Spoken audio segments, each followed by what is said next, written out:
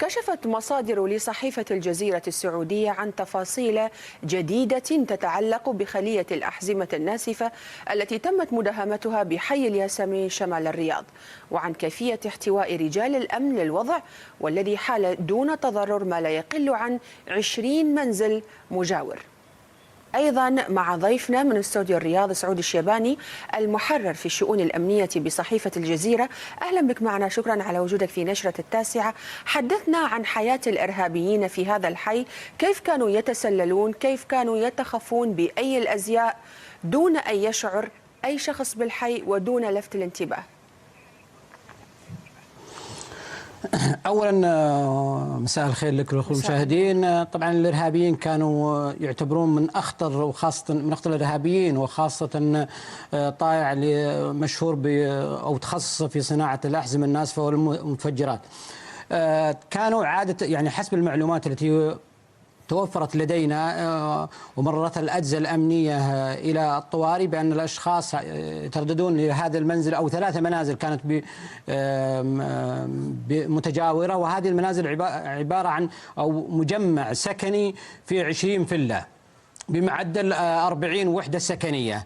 عندما جاءت الأجهزة الأمنية واستطلعت للحدث، وهنا لا بد أن أكشف لك وللأخوة المشاهدين خطط بعض الخطط الأمنية اللي يفترض أن لا نكشفها، ولكن الخطة الأمنية ارتأوا ضباط الطوارئ بأن تكون الخطة هي الخطة عادة هذه أن نكون على حرف تي، حرف عفوا يو، أو ما يسمى باللغة العسكرية القرية المفتوحة.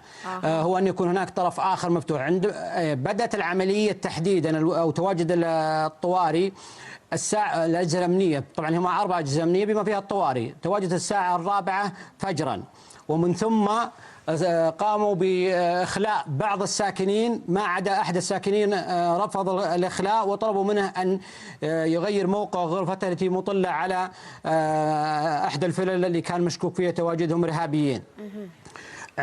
في لحظة التفتيش أو في لحظة استطلاع قوات الطوارئ لاحظوا أن هناك 4 اسطوانات غاز كان إحداهن في أحد المدخل. طبعا هذا التفتيش كان أو عفوا الملاحظة تسلل رجال الأمن على بعض الفلل المجاورة لمشاهدة المجمع هذا السكني عبر الشبابيك، وكانت الشبابيك مفتوحة جزء منها وليس كاملة.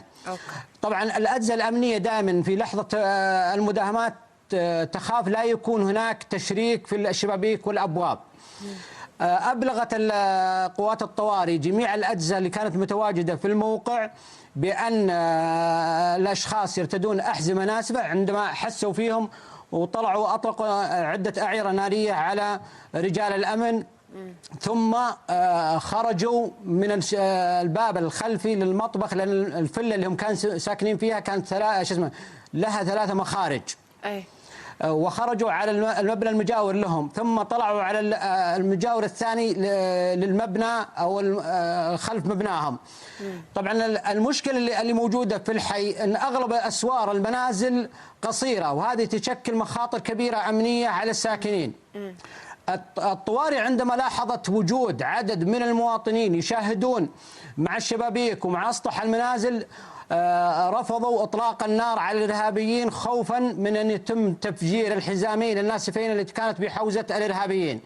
ثم وهذه وفق ما ذكرت بأنها من ضمن الخطط الأمنية وكان يفترض أن لا نتحدث فيها، وضعوا كمين اللي هو إحدى الدوريات الأمنية في أحد الطرق القريبة منهم. طبعا الحي بشكل عام كان مغلق تماما، ولا أحد يخرج منه ولا يدخل نهائيا. أستاذ سعود، نفهم من كلامك بأنهم ارتأوا سحب الإرهابيين إلى مكان أبعد من مقرهم لسلامة السكان، لأن العملية تمت بحسب المعلومات تقريبا على بعد 200 متر من مقر الفلل التي كان يسكنها الإرهابيون.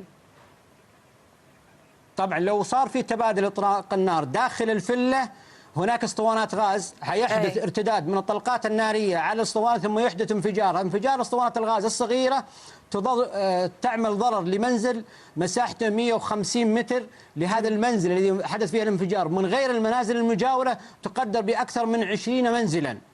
احنا نعرف ان جميع شبابيك وغرفنا النوم لابد يكون فيها شبابيك زجاجية، فلو حدث فيها الصعق التدمير حيتضررون المواطنين والمقيمين للساكنين المجاورين لهم. طيب إطلاق النار عندما حدث احنا بس اطلاق النار عندما حدث من رجال الامن اللي ومن ضمنهم كان العريف جبران، كان اطلاق النار في الراس بناء على توجيهات اطلقوها قوات الطوارئ بأن لا تطلقون النار في الجسد الارهابيين، لان هناك حزام ناسف، واحنا نعرف ان الاحزمه الناسفه دائما تتفجر في حاله وجود اطلاق عليها نار، خاصه من الذخيره المتفجره. الذخيره المتفجره تساهم في احداث انفجار لهم، والاحزمه الناسفه اللي كانت معاهم